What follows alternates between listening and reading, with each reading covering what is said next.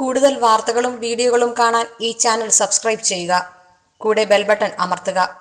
Please subscribe our channel. എല്ലാ മാന്യ പ്രേക്ഷകർക്കും എൻ്റെ വിനീതമായ നമസ്കാരം. ഓരോ പ്രേക്ഷകൻ്റെ സംശയങ്ങളാണ്. ചൊവ്വാദോഷം ഉള്ള ആൾ ചൊവ്വാദോഷം ഇല്ലാത്ത ആളെ കല്യാണം കഴിച്ചാൽ എന്തായിരിക്കും? ഒരു ബലമില്ലാത്ത ഒരു മനുഷ്യനോട് യുദ്ധം ചെയ്ത് എങ്ങനെയിരിക്കും? അതുപോലെ ആയിരിക്കും. സംശയമില്ലാത്ത കാര്യമാണ്.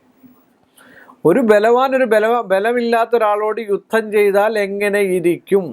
അതേ സംഭവമാണ് ഒരു ചൊവ്വാദോഷമുള്ള ഒരാൾ, ചൊവ്വാദോഷം ഇല്ലാത്ത ഒരാളെ വിവാഹം കഴിച്ചാലുള്ള സംഭവം പറ്റുന്നത്. കാര്യം കുടുംബജീവിതം ഒരിക്കലും സ്വസ്ഥമാകത്തില്ല. എല്ലാവരും പറയുന്നുണ്ട്, ഞങ്ങൾക്ക് ഒരാൾക്ക് ചൊവ്വാദോഷമുണ്ട്, എനിക്ക് ചൊവ്വാദോഷമില്ല, പരമാനന്ദ സുഖമാണ്, എനിക്ക് ഇതുവരെ ഒരു കുഴപ്പമോ സംഭവിച്ചില്ല, ഭർത്താവാണ്. അതുപോലെ രജ്ജുദോഷമുള്ളവരും പറയാറുണ്ട്. അത് പ്രഹസനം മാത്രമാണ്. സംശയം അവരുടെ ഉള്ളിൽ, അവരുടെ നെഞ്ചു തൊട്ട് ഈശ്വരനെ വിളിച്ചുകൊണ്ട് അവർക്ക് പറയാൻ പറ്റില്ല.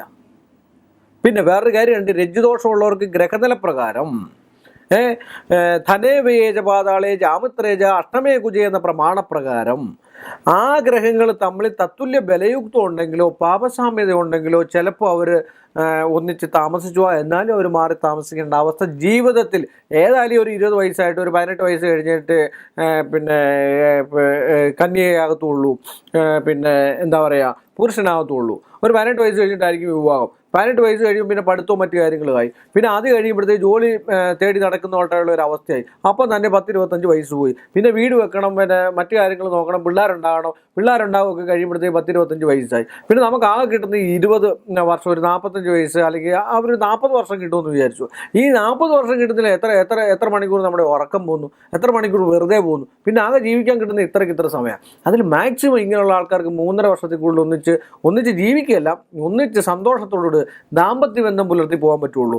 ചൊവ്വാദോഷമുള്ള ഒരാൾ, ചൊവ്വാദോഷം ഇല്ലാത്തവരെ കെട്ടിയ ഒരു 99% ആൾക്കാരും പിരിഞ്ഞു നിൽക്കണമെന്നേ ഞാൻ പറയുന്നുള്ളൂ. വൈധവ്യം എന്ന് ഞാൻ പറയുന്നില്ല. അല്ലെങ്കിൽ മാറി താമസിക്കുമോ, ഇല്ലെങ്കിൽ അവരുടെ ബന്ധങ്ങളിൽ ശാരീരികവും മാനസികമായിട്ടുള്ള ബന്ധം ഒരിക്കലും ശരിയാകത്തില്ല. സംശയമില്ലാത്ത കാര്യമാണ്. ഒരാൾക്ക് സംതൃപ്തി ഉണ്ടെങ്കിൽ ഒരാൾക്ക് സംതൃപ്തി കാണത്തില്ല. പിന്നെ അഡ്ജസ്റ്റ് ചെയ്ത് ജീവിക്കാന്നേ ഉള്ളൂ. അത് സത്യമാണില്ലെന്ന് ഞാൻ പറയുന്നില്ല. അഡ്ജസ്റ്റ്മെൻ്റ് ആണ് ജീവിതം എന്ന് പറയുന്നത്. അഡ്ജസ്റ്റ് ചെയ്ത് ജീവിക്കാന്നില്ല. പരിപൂർണമായിട്ടുള്ളൊരു സുഖം തേടാനോ പരിപൂർണമായിട്ടുള്ള ഒരു എന്താ പറയുക ജീവിതാവസ്ഥയ്ക്കോ ചൊവ്വാദോഷമുള്ള ആളും ചൊവ്വാദോഷം ഇല്ലാത്തവരും ചേരത്തില്ല. സംശയമില്ലാത്ത കാര്യമാണ്. നമ്മൾ ആലോചിച്ച് നോക്കുക. നമുക്കിപ്പോൾ ഒരു എന്താ പറയുക, ഒരു പൂട്ടുണ്ട്. ആ പൂട്ടിനകത്ത് നമുക്ക് വലിയൊരു താക്കോലിട്ട് കഴിഞ്ഞാൽ തുറക്കാൻ പറ്റുമോ? ആ പൂട്ടിന് അനുയോജിച്ച പൂട്ടിട്ട് താക്കോലിട്ട് തുറന്നെങ്കിൽ മാത്രമേ ആ പൂട്ട് തുറക്കത്തുള്ളൂ. എന്തുകൊണ്ടാണ്?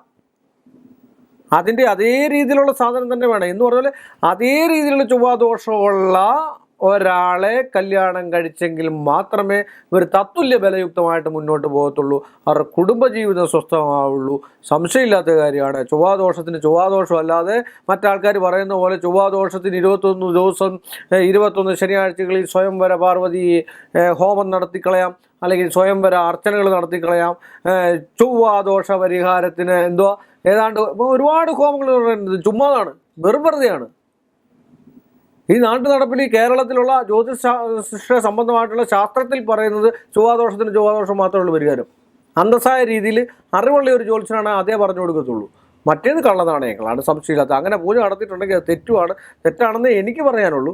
പക്ഷേ അതിൽ ബലമുണ്ടോ ഇല്ലയോ എന്നുള്ളത് എനിക്കറിയത്തില്ല. ഒരിക്കലും ബലം ഉണ്ടാകാനുള്ള സാധ്യതയില്ല. അത്ര മാത്രമേ ഉള്ളൂ എന്ന് പറഞ്ഞുകൊണ്ട് ഈ എപ്പിസോഡ് ഞാനിവിടെ അവസാനിപ്പിക്കുന്നു. വീണ്ടും കാണുന്നതിന് വരെ എല്ലാ മാന്യ പ്രേക്ഷകർക്കും എൻ്റെ വിനീതമായ നമസ്കാരം. കൂടുതൽ വാർത്തകളും വീഡിയോകളും കാണാൻ ഈ ചാനൽ സബ്സ്ക്രൈബ് ചെയ്യുക. കൂടെ ബെൽ ബട്ടൺ അമർത്തുക. Please subscribe our channel.